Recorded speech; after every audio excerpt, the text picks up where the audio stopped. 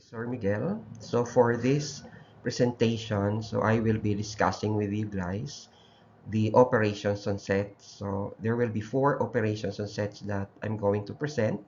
And this is not new to you because this has been introduced during your high school days or junior high and even during your senior high.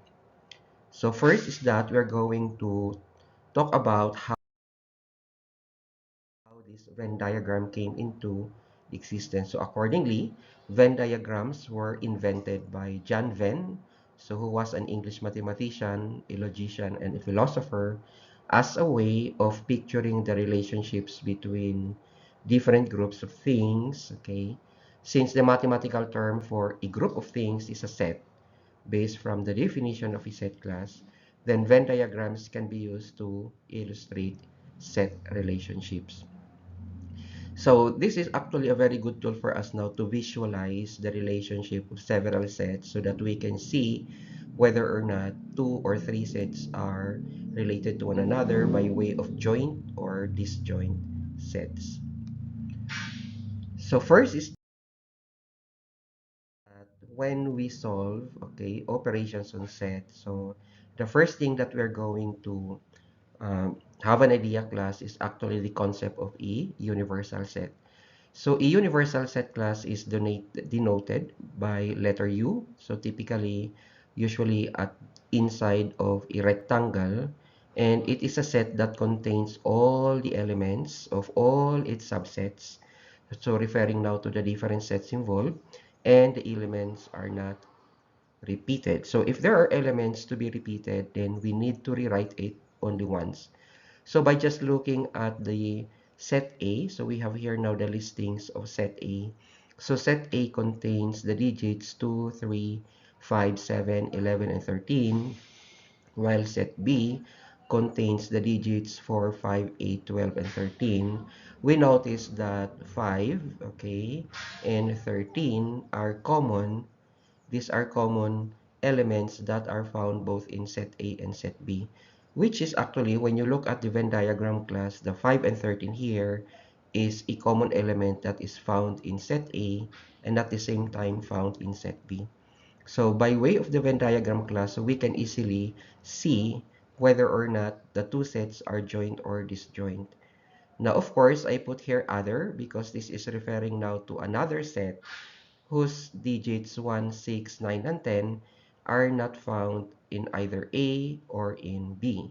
So the concept of the universal set class, if you're going to combine all of these uh, sets, like the set A combined with that of set B combined with that of the other sets, and that is now what we call the universal set. So if you're going to combine all the elements found in set A, found in set B, even now the common elements in A and B, and the elements that are found outside A and B, which is now termed as the other. So if you're going to rearrange all of this, so this is now your universal set. So simply, you can rewrite it in this manner so that the universal set now is 1, 2, 3 until 13. Okay. So to better understand the concept of the operations involving set, so we have here again another one. Okay, so this is our Venn diagram. So the circles class represents a set. So we have the set of A that has three elements, 3, 7, and 9, because these three numbers, 3, 7, and 9, are found inside the circle A. While in set B, it has only 4 and 8 as elements, so denoted here by your uh, listing method. And still, there are other numbers, okay, like 1, 2, 5, and 6, which are not found in A or B, but they are found inside the rectangle, and this rectangle class denotes the universal set. So again, if you're going to combine all these three sets into one larger set, this is what we call the universal set. So it means that combining all the three sets here, okay, into one, and this is what we mean by the universal set. So the first operation on set class is the complement of a set. So by its definition class, so the complement of a set A, so if we have set A denoted by A prime, so there is now an apostrophe. Okay, so in set notation class, so this means that we are talking about the complement. So this is a set whose elements are found in the universal set U, but not in set A. So if you're going to find the complement of set A, so if you're going to look at the elements found in set A, 2, 3, 5, 7, 11, and 13, so what are the elements found in the universal set which are not found in set A? And that is what it means by the complement of set A. So these are now the digits 1, 4, 6, 8, 9, 10, and 12 because these are not found in set A. However, these elements 1, 4, 6, 8, 9, 10, and 12 are found in the universal set. So if you're going to look at the Venn diagram, so only the color red is representing now the complement of set A. So all the digits that are found in the universal set, which are not found in set A, is what we mean by the complement of set A. Now, what if we're going to find also the complement of set B? So again, the complement of set B, denoted by your B prime, are again the elements found in the universal set which are not found in set B. So in other words, class, we're going to cast out all the elements found in set B. We just remove them from the universal set, and the remaining elements in the universal set is the complement of your B. So using the Venn diagram class to visualize, so all the numbers or the elements or the digits outside your set B is what we mean as the complement of set B. So that is the concept class of the complement of a set, denoted by your prime or yung single apostrophe. Okay. Other definition on set is what we call the intersection of two sets. So when we say intersection of two sets class, so at least we have two sets, okay? And this is denoted by your inverted horseshoe or parang letter U, it's the inverted U. So when you encounter the symbols on the set operation, so we are referring now to the intersection of the set. So the intersection of the two sets, okay, denoted by this symbol, is the set class of all things which are members of both A and B. In other words, what are the common elements that are found in set A and also in set B? So if you are given now two sets like A here, it contains now the digits 2, 3, 5, 7, 11, and 13. Likewise, set B also contains the digits 4, 5, 8, 12, and 13. So the intersection of the two sets says that what are the elements found in A and also found in B. So in this case, if you're going now to find for a common element. So we notice that 5 and that is also the 13 are common to both the two sets. So therefore, the intersection of two sets A and B are 5 and 13. So using the Venn diagram, you can easily see that 5 and 13 are shared by these two sets because they are overlapping. So this part here of the circle is part of B. Now this part here of the figure also is part of A. So these two digits, 5 and 13, are actually found both in the two sets. And that is what it means, class, by the intersection of two sets. Okay. Now, another one. What if we have this kind of a set wherein set A has the digits 2, 3, 5, and 7, while set B has the digits 4, 6, 8, and 10. So if you want to use the Venn diagram class, so you will notice that the two sets are not overlapping. they are actually disjoint sets. So meaning there is no common element found in the two sets.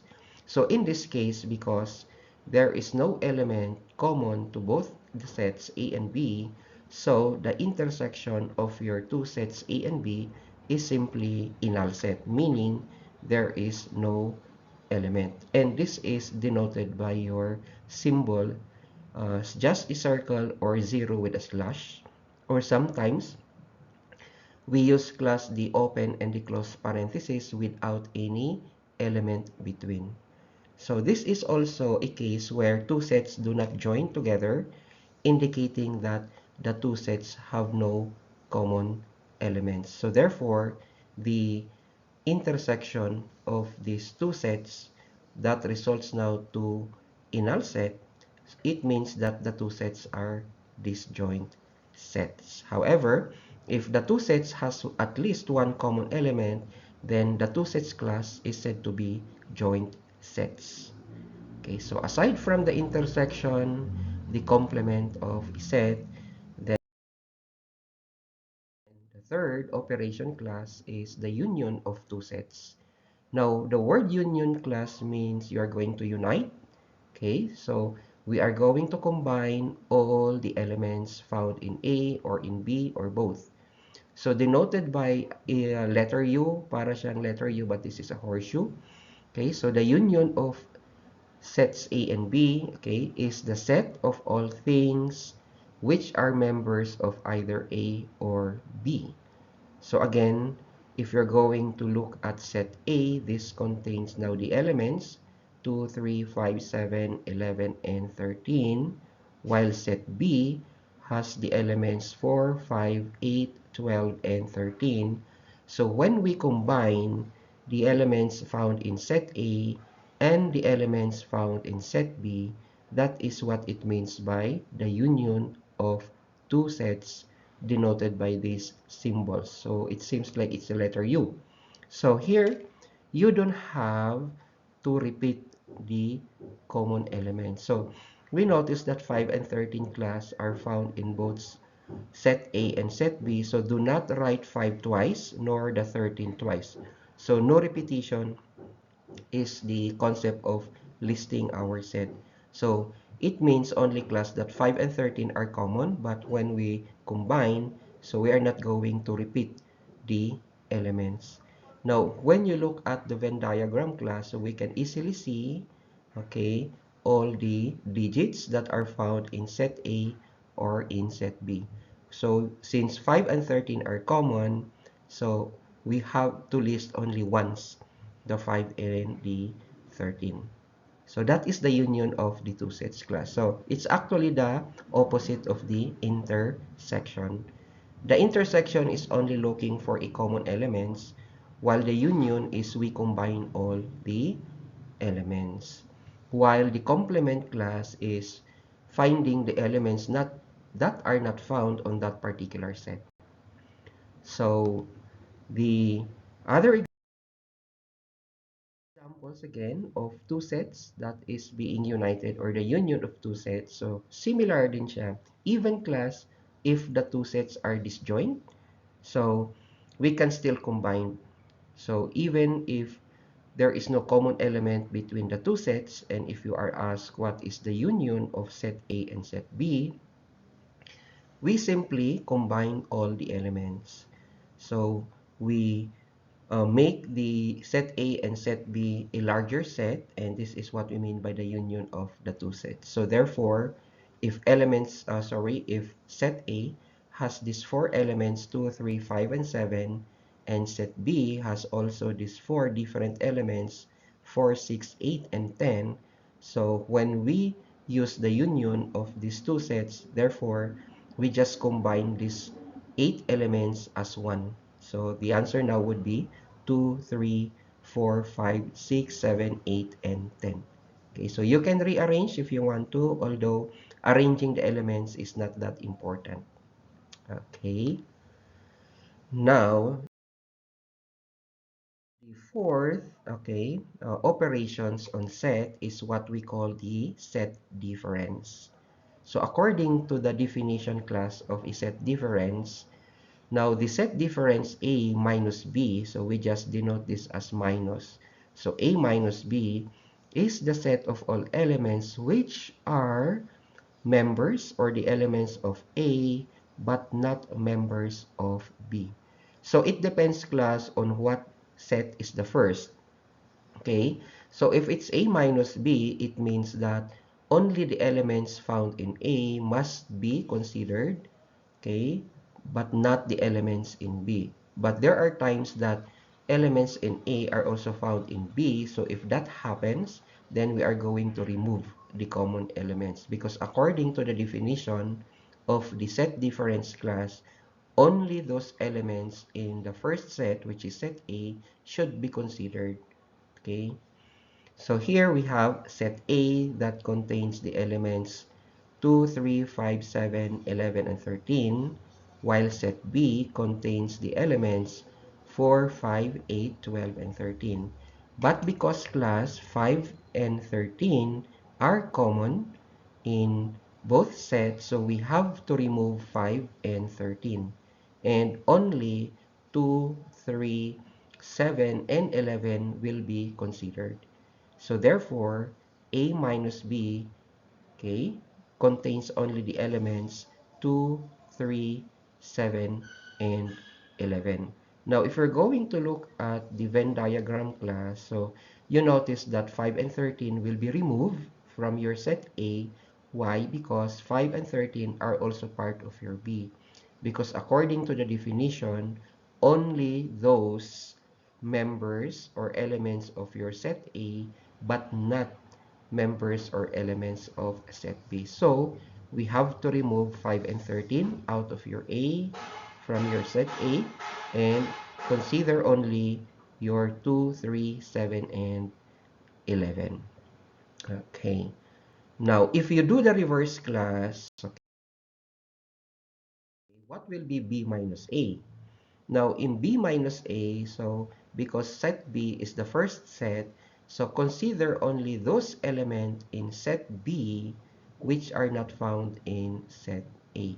So if you're going to look at the Venn diagram, so 5 and 13 is also part of set B. However, because 5 and 13, class, is also part of set A, so we have to remove 5 and 13. Only consider those elements that are not found in A, but they are found in set B.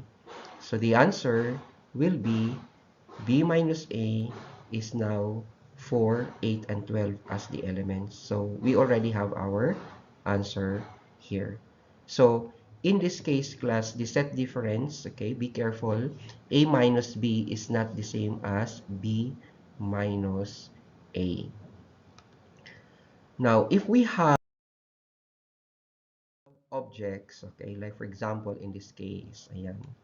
So going back again to these operations on sets. So the intersections of two sets, again, remember that when we say intersection of two sets, we are only concerned of the common elements. So only the common elements are considered. That's the reason why we only have these two figures, because these are only the two elements that are common to both. So they are the only two figures to be considered. So therefore, we only have the pentagon and that of the square. Okay, so that's the intersection of two sets. When we say union of two sets, class, okay, why is it that we have all the elements? Because accordingly, combine all the elements without repetition. So in other words, because the pentagon, class, is repeated, so we just put this as 1, and even the square is also repeated. So the all the shapes are to be present, so without repetition. So you don't need to put again two pentagons or two squares. So no repetition is allowed, class. So that's the union. Then of course, the difference of two sets. Now, A minus B here, so you notice that the result is this rectangle, the yellow rectangle, and the diamond, the blue diamond or rhombus. So first, according to the definition, so remove the common elements only and consider the remaining elements in A that are not in B. So we are going to remove these common elements, the pentagon and that of the square, and consider only those remaining elements found in A, and that would be your A minus B. Likewise, if you're going to do the reverse, like B minus A, now why is it that we only have the star and the triangle? So again, remove the common elements and consider the remaining elements in B that are not in A.